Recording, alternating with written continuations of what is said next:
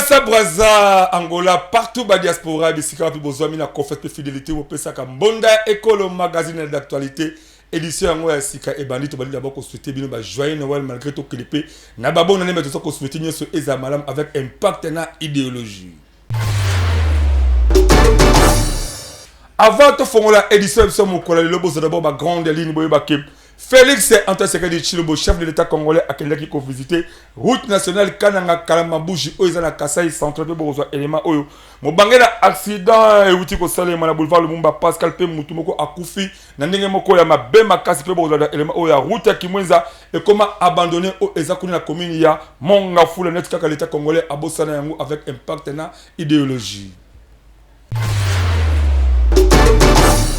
Montez le sous-bande kolanga ande to bandi édition sona élément oboye baké zela ya kananga kalamba mbuji ya ngonde ezali espoir ya bande kolabiso ya Kasai central po e kosunga bango na makambo ebele menet kaka eza kotambola kitoko te yango esala ke le chef de l'État Félix Antoine Tshisekedi Tshilombo yemoko akita la mise pour permettre à mon la réalité à relancer Zelana avec impact na idéologie élément signé Wilfried Samba. Neko ya Congo totalisa kibino pasi oyo ezala nzela ndenge eza makasi na Kasai central po atako longwa kananga po okene mbujimai nzela ezala kalango te nzela oyo pe ya kananga kalamba mbuji e koma kosilisa bakasa espoir po clair eza komona na te po neti kaka misala eza kotambola te lokola ye moko le chef de l'État azakuna akitaki ye moko amona la miso po aye banini eza kosala ke nzela oyo eumela boye esengeli boye bake bamisusu babengaka yango route ya espoir mais espoir ekoma nango kosila bango. On l'appelle route de l'espoir et même route du salut. Pour la population de la province du Kasai central, c'est une véritable route pour le salut parce que cette route, à l'époque où elle était praticable, elle permettait à ce que cette population puisse acquérir des biens, que ce soit des biens de première nécessité. L'essentiel du coût de la vie était assez bas. Mokozi ya mboka atambolaki 25 km na nzela oyo ti kokoma na village ya Matamba. Amonaki pe babasi oyo bachinois basalaka misala na cadre ya inspection na ye. Bondi belanga ke amonaki pe lisusu premier tronçon oyo eza déjà asphalté pe bachinois bapesaki ba explication ndenge misala eza kobetama. Ministre ITP Alexis Gisaro azako rassurer que d'ici juillet 2027 misala oyo ekosila kitoko pour permettre la population ba bénéficier de la oyo avec impact na idéologie. Nous voulons rassurer la population que cette route va être réalisée. Et nous prenons rendez-vous avec la population du Kasai central en juillet 2027. Juillet 2027, ça veut dire à peu près dans 2 ans et demi, ces travaux seront totalement achevés, c'est-à-dire que la route sera bitumée.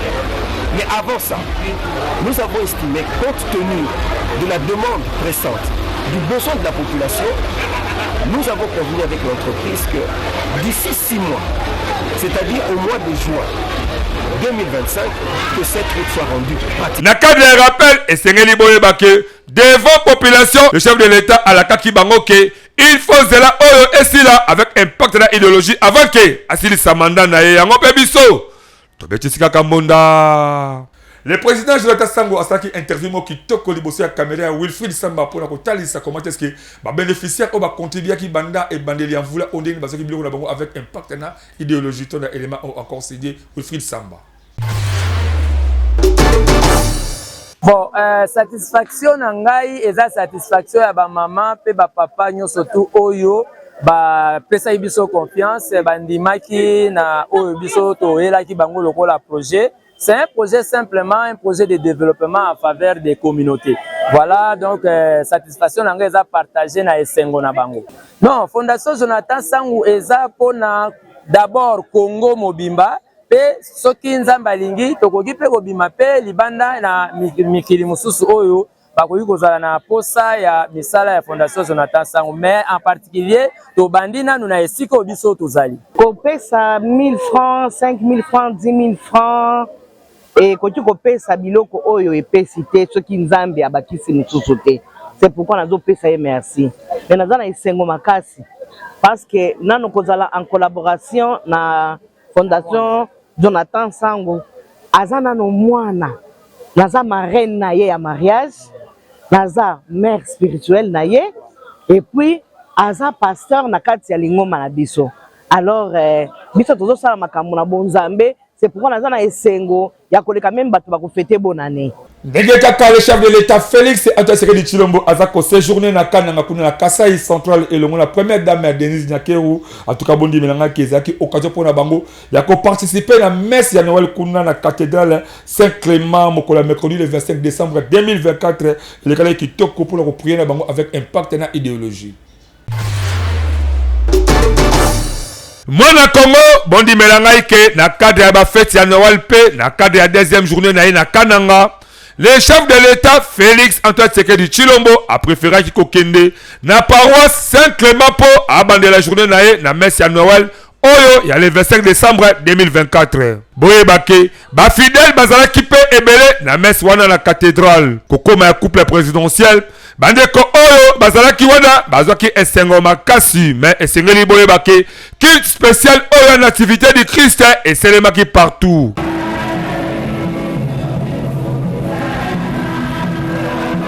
Le prédicateur, Monseigneur Félicien Tamboué, na Omeli nae, asengi na ba chrétien, ba tonga bomo ina bango, na kolana zela Yesu Masia, donc, kotika masumu pe, koluka kosalela bolamu. Bondi melangaike, archevêque métropolitain ya Kananga, apresenta ki pe bave nae, et pas ya couple présidentiel, mingi na ba projet ebele, oyo, ba si pe ba réaliser, na oyo, eza kosalema. Po nae, banzela, courant, pe baravin eza ba principale préoccupation oyo population à Kasai Central azakozela. Vous félicitons de prendre le temps de visiter la route de Kalambambouji qui nous ouvrira sur l'Angola.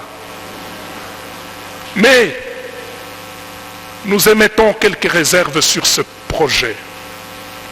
D'abord, nous devons admettre qu'il faut construire cette route pour nous désenclaver.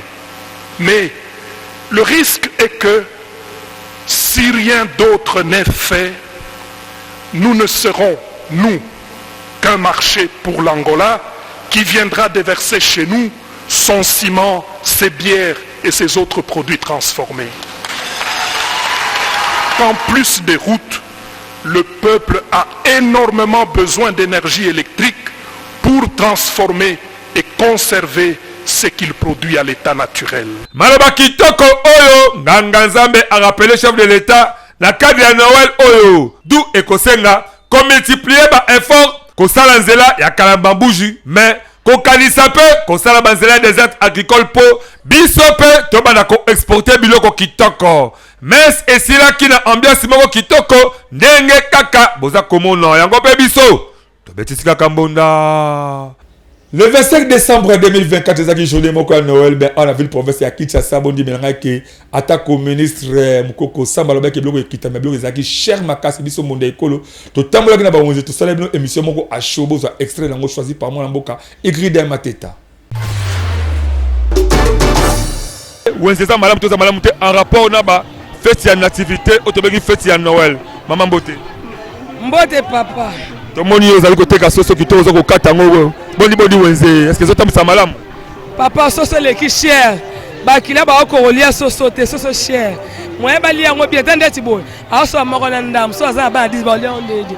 Soso moko 10 000 9 000 8 000. Ba ki ti so ne so poto te ka bien. Na ba chambre folle ndenge ba yokala ki na gouvernement pour kita pour kiti to kiti te. Kiti na ngote za ka cher. Ba matisi ngo li so eza ngo ka ko mat. To so ma 14 ba 70 000. Tout à l'heure, la fête, on va souhaiter joyeux Noël na banani. Kana bana ngai na chéri nanga. Ramambiso yo 80 000. Tote na ndeni. Omwana ba mesa na bakili basala bangote. Sufi fo zala. Muboke ezala na mboko me sufi na ngo ezala te. Tote na te sufi mumbeko ezala te. Batu bozolo bana bango bolandela ka bangote.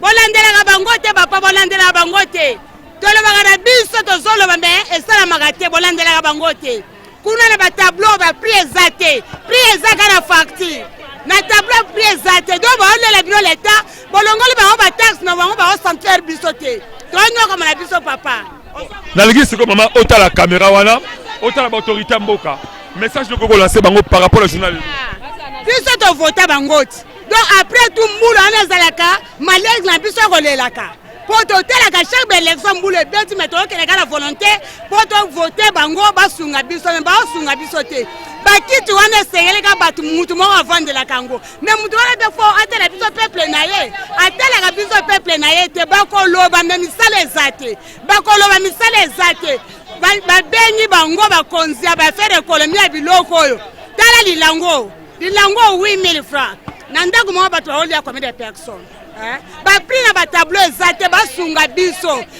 ASBL, Mouvement National pour le Développement, MND, en sigle avec le coordinateur national de Bango, Welian Lokuli, Mikael Bazako, accompagné, Misala Kitoko, le ministre de la formation professionnelle, Mboka, Maka Ekila, Bondi Melangake, Naba tourné la Bango, Obazo Sala, la cadre d'évaluation de la commune, surtout, Bazako Sango, avec un partenaire idéologique, Benjamin Kilunga, témoin événement. Ndekonanga ya Congo, Boye Bake Misala Kitoko, Oyo, ASBL, Mouvement National pour le Développement, MND na Mokuse, avec le coordinateur national à Bango, Welia Lokuli Mikal, Bazako Sala, et Zako Tamola Kitoko, toujours, na cadre, Yako accompagné Misala Kitoko, Oyo, ministre de la formation professionnelle, Mwana Mboka Mak Ekila, Azosala, avec un partenaire idéologie. Boye Bake, na cadre toujours, il y a évaluation à Bango, après Kotamola Bakomi Lokola, Kasavubu, Ngaba, Makala, Lemba, Njili, Naba commune Misusu, en tout cas boye bake, ba commune siko ko projecté, ba kene ba commune oyo, nanu ba keite de manière que misala obaza ko sala, population amone yango avec un partenaire idéologique et surtout que eza na cadre ya évaluation po baeba ndenge nini batambole na 2024 de manière que 2025 ezala ba aspect moko ya kitoko. Bino moko boyoka ba moral oyo le coordinateur national Welia Lokuli Mikal appelle sa katango akitaka na ba terrain. Je vous avais promis après la descente il y aura une formation pour la commune de Limité. Pourquoi? Parce que la commune de Limité, je dirais c'est la cadette de toutes les communes. Pourquoi? Parce que je n'ai pas voulu, moi et mon équipe, on n'a pas voulu dénommer quelqu'un à Limité ou quelqu'un à Limité pour des raisons X. Pas vraiment de diplôme, mais ce que la personne sait faire. Hein? Pour ne pas te perdre, par exemple, au village, avant Mundelaya, Tozalaki na Banjungu na biso babanda kosala, Tozala biloko babanda kosala, pour ne pas te perdre initiative wana nyonso to perdre yango te, il faut batu wana bazwa pe ba former batu misusu. Sali kitoko, comme on a mis ça kitoko oyo, Mouvement National pour le Développement MND en sigle avec le coordinateur national Welia Lokuli Mikal, Bazako Sala la cadre toujours, Yako accompagné, Misala Kitoko, ya ministre de la formation professionnelle, Mwana Mboka Maka Ekila. En tout cas, Batu ya Boende, Congo Azoko Lukapo, ba jeune, ba koma ba professionnel na Misala Kitoko, yango bebiso, to fuli bango kaka moko sape, to beti sika kambonda. Ce qui est un problème au pire masse spirituel et physique qui m'a bango et pas les grands chefs coutumiers Ibrahim Cham c'est autre madi ba plan à couper sa solution dans zélé à bakoko. Mbote na bino bae bo mesana kolanda ngai pe na bae oyo bazwi libaku ya kolanda ngai pona mbala ya sika. Eza ngai le coutumier suprême, le coutumier de la nation, Mala Ibrahim Shams autrement dit ba plan. Nayoko pesa bino merci bae oyo ba pesa ngai confiance. Pe nayoko lendisa bae oyo nan bazwi libaku ya kokuta na ngai te toko ya koluka ngai te.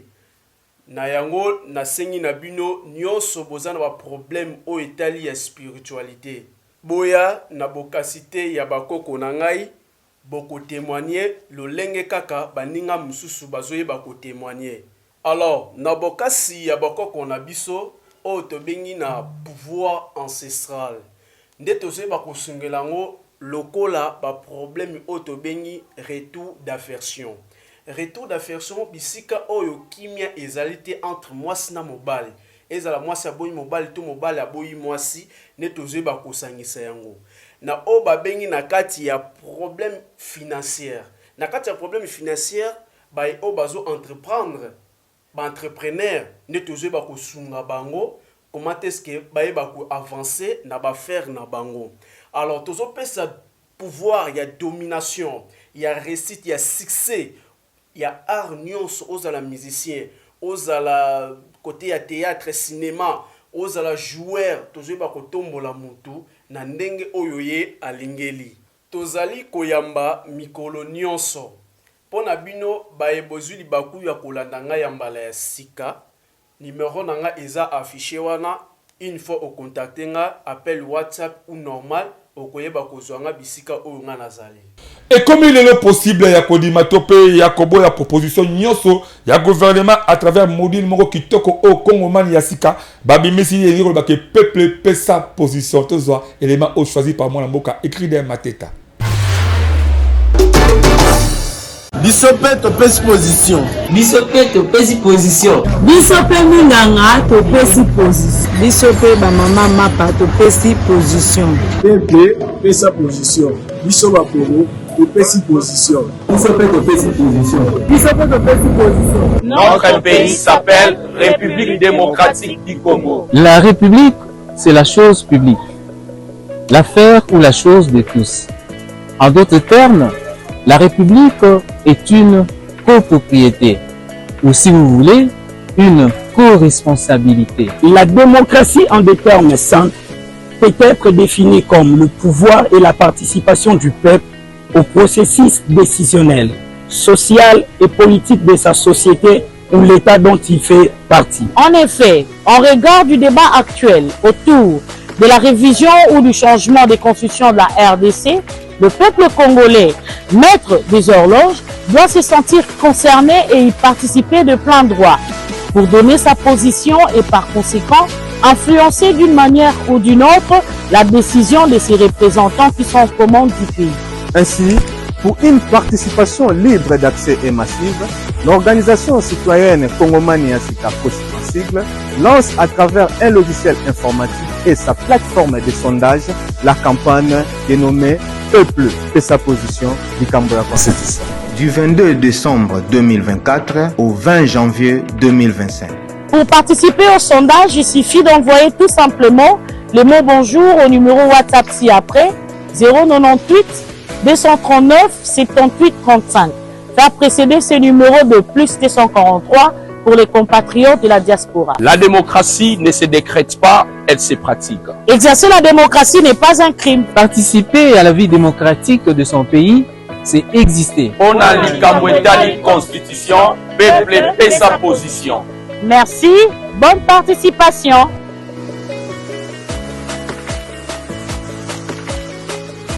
Accident moko ya munene euti kosalema mokolo le 25 décembre na ngonga o mingi baza ko sepela Noël ben jeune garçon autorité soki ezali envoûtement to pe ezali bazododo ayeko kufa kaka na boulevard Lumumba Pascal juste avant ko mata sorti moto bondi menanga ke a penser de façon moko ya mabe soki za motema makasi te kota ba image auto ya bala mboka Benjamin Kelunga pe Christian Mucheki.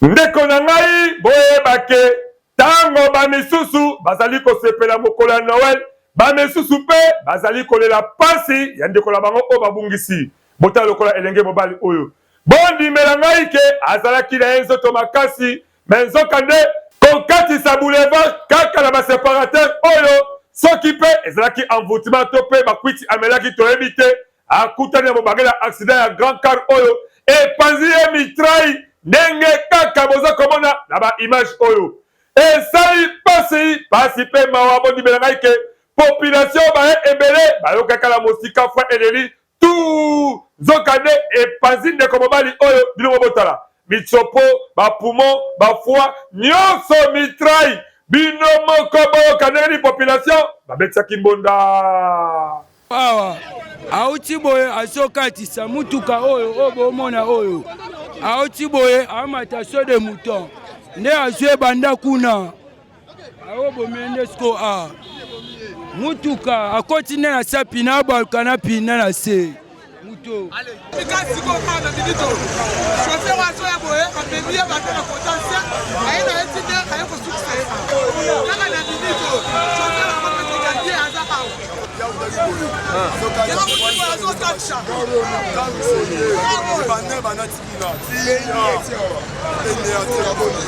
tellement que biso mbonda ekolo tokendaka ntina suka depa tokei kokutana na chauffeur oyo akumaki motuka oyo ye mpe na ngambo na ye apesaki ba éclaircissement na mbonda oyo abetisaki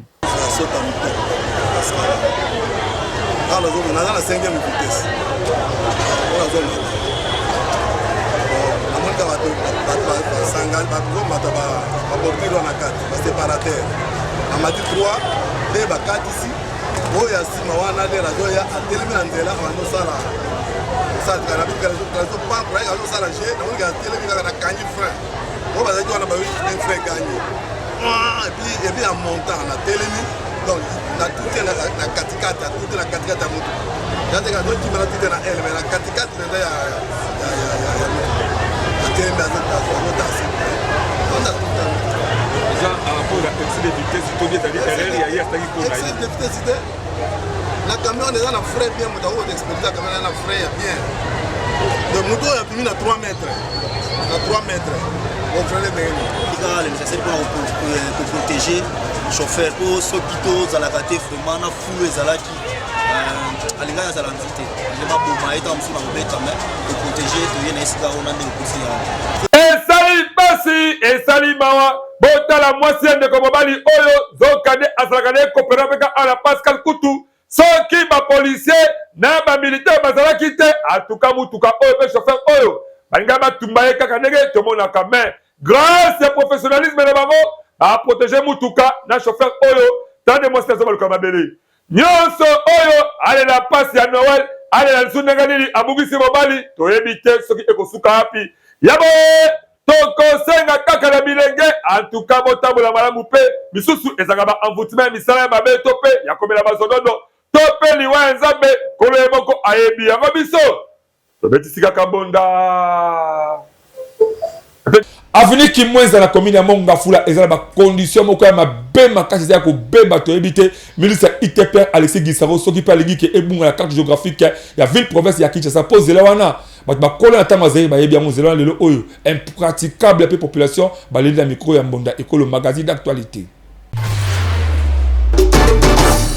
Mwana ya Congo boyebake banzela nyonso ya ville province de Kinshasa ekoma nango kaka ya madofolo ya kokufa neti kaka ministre oyo atali makambo ya nzela azalaka na ye te toyebi te soki eza kaka envoûtement kindoki to mpe molimo kaka ya koboma Kinshasa po Félix Tshisekedi Tshilombo a échoué na manda na ye botala lokola nzela oyo ya Kimwenza na commune ya Mongafula batu bayebi yango na tango ya Zaire bakoki mpe kobeta lisolo nango ezalaka nzela oyo même babis scolaire ya Sotras ezalaki kokende kuna avec impact na idéologie ti kokoma na mission catholique mais lelo oyo mawa trop depuis ekufa ata gouvernement moko te aza kokanisa yango ba érosion epai nzela mabe makasi soki mvula ebeti ekomaka nde ebale mpe bamai oyo même na elanga ekaukaka te ekoma nango lokola biziba ya bambisi nzela Kimwenza ekoma chemin de la croix pour la population oyo balekalaka kuna babis bavoiture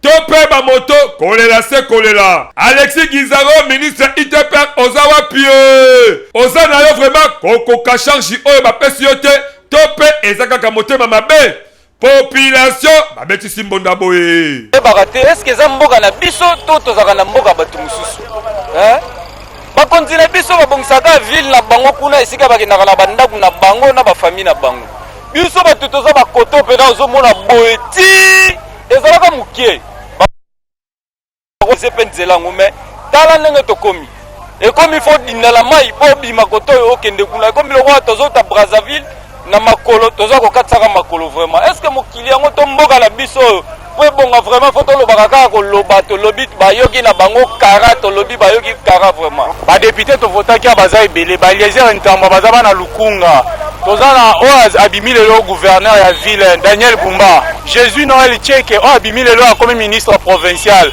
mais depuis que place oyo ebeba ekoma sens oyo ekomi boye ata mokolo moko atikala koleka boye te donc ekoma nango la route est quasiment impraticable donc moyen moto aleka eza te tala ata bino moko bamoto mituka moyen moto aleka eza te. L'État congolais en tout cas bosala mwa eloko peut-être présence le chef de l'État Félix Antoine Tshisekedi Tshilombo côté oyo ekokipe kozongisa espoir la population po zela oyo ekoma kitoko ezalaka boye te na mboka oyo l'État aza na autorité biloko ya boye esali soni pasi mpe makasi yango mpe biso tobetisika kambonda. Désormais, basangisi bolingo la bango pour les meilleurs et pour les pires. Ezabongo Glody Osoloko na maman Bénédicte Ibungu Ben na bondi melangaiki ko leya comme les aki vraiment au rendez-vous kuna na salle de fête Apocalypse 22 moda école agence ezaki pour lancer la bango reportage mo purement professionnel ezaki bongo mokolo ya les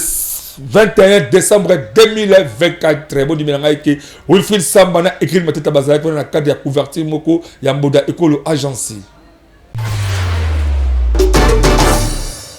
Soki moninga bali sepela, moninga bali sepela, zembo kitoko oyo, bayembelaka ba marié, soki bazokota esika wapi, batu baza ebele, et surtout ketango ya libala. Bobake, désormais, Glody Osoloko, na maman Bénédicte Osoloko, Ben na mokuse, babalani avec impact na idéologie. Après construire sa coutume, balekaki et pas l'État, bakebela église, et les kalaki nyonso avec impact na idéologie. Le 21 décembre, ezalaki soirée moko prévu po na cadre kaka ya ko sepela, ya ko bina, ya ko lia la SMO oyo etali mabala na bango. Bino mobotala. Tango Glody Osoloko, na maman Bénédicte bazokota, population dope ba invité a telemaki pour le kwamba bango na lokumu nyonso.